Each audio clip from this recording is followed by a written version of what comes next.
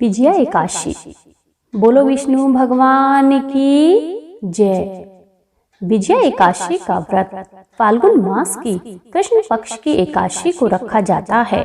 भगवान श्री राम ने लंका पर चढ़ाई करते समय रावण पर विजय प्राप्ति की कामना से इस एकादशी का व्रत किया था। सभी प्रकार के दुख दूर करके सभी कार्यों में विजय और सफलता प्रदायक इस विजया एकादशी को भगवान विष्णु का पूजन किया जाता है।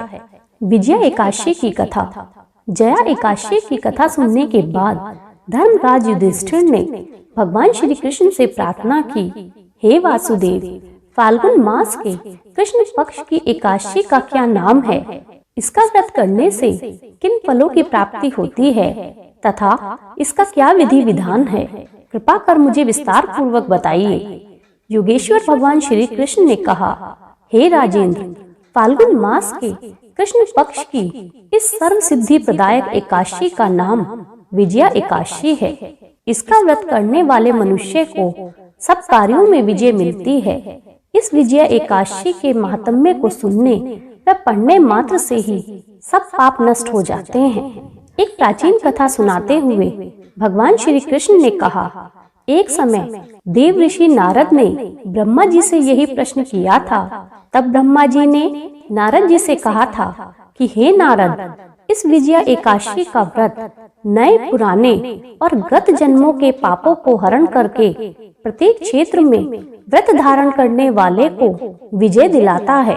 रामायण के प्रसंग का वर्णन करते हुए ब्रह्मा जी ने कहा, त्रेता युग में मर्यादा पुरुषोत्तम श्री रामचंद्र जी को जब 14 वर्ष का वनवास हुआ था, तब वे श्री लक्ष्मण और सीता जी सहित पंचवटी में निवास करने लगे। वहां से दुष्ट रावण ने जब सीता जी का हरण कर लिया, तब श्री राम और लक्ष्मण जी अत्यंत व्याकुल हो उठे और सीता जी की खोज में चल दिए। घूमते घूमते जब वे मरणासन जटायु के पास पहुँचे, तो जटायु उन्हें सीता जी का वृतांत सुनाकर स्वर्गलोक चले गए। कुछ आगे जाकर उनकी सुग्रीव से मित्रता हुई और उन्होंने बाली का वध किया। हनुमान जी ने लंका में जाकर सीता जी का पता लगाया और उनसे श्री राम एवं सुग्रीव की मित्रता का वर्णन किया। वहां से लौटकर हनुमान जी श्री रामचंद्र जी के पास आए और सब समाचार कह सुनाया।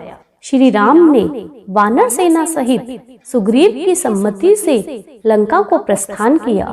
जब श्री रामचंद्र जी समुद्र के किनारे पहुँचे, तब उन्होंने मगरमच्छ आदि से युक्त अथाह सागर को देखकर लक्ष्मण जी से कहा कि इस समुद्र को हम किस प्रकार पार कर सकेंगे? श्री लक्ष्मण जी कहने लगे, हे पुरुषोत्तम, आप सब कुछ जानते हैं। यहाँ से आधा योजन दूर कुमारी द्वीप में वक्दालब्य नाम के एक मुनि रहते हैं। आप उनके पास जाकर इसका उपाय पूछिए। लक्ष्मण जी के इस प्रकार के वचन सुनकर श्री रामचंद्र जी वक्दालब्य ऋषि के पास गए और उनको प्रणाम करके वहां बैठ गए। मुनि ने उनसे पूछा, हे राम, आपका आना कैसे हुआ? रामचंद्र जी कहने लगे, हे ऋषिवर, मैं अपनी सेना सहित यहाँ आया हूँ और राक्षसों को जीतने के लिए लंका जा रहा हूँ। आप कृपा करके समुद्र पार करने का कोई उपाय बताइए। मैं इसी कारण आपके पास आया हूँ। महर्षि वक्दालब्य बोले, हे दशरथ पुत्र राम, फाल्गुन मास के कृष्ण पक्ष की एकादशी का व्रत करने से निश्चय ही आपकी विजय होगी। साथ ही आप समुद्र भी अवश्य पार कर लेंगे।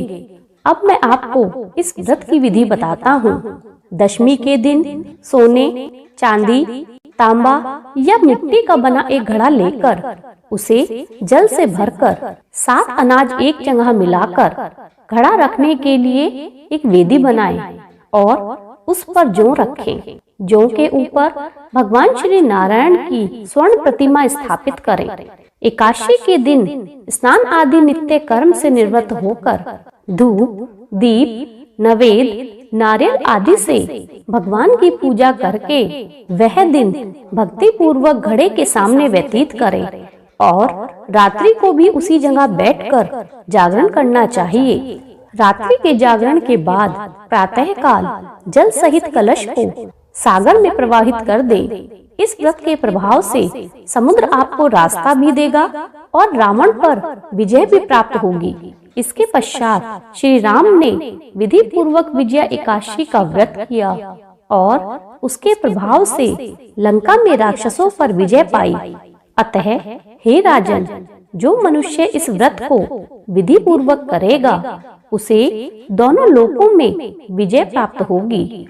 अंत में ब्रह्मा जी ने नारद जी से कहा, हे पुत्र, इस व्रत को करने वाला तो सभी जगह विजय पाता ही है। जो इस व्रत के मातम्य को पढ़ता अथवा सुनाता है उसे भी वाजपेयी यज्ञ का फल प्राप्त होता है।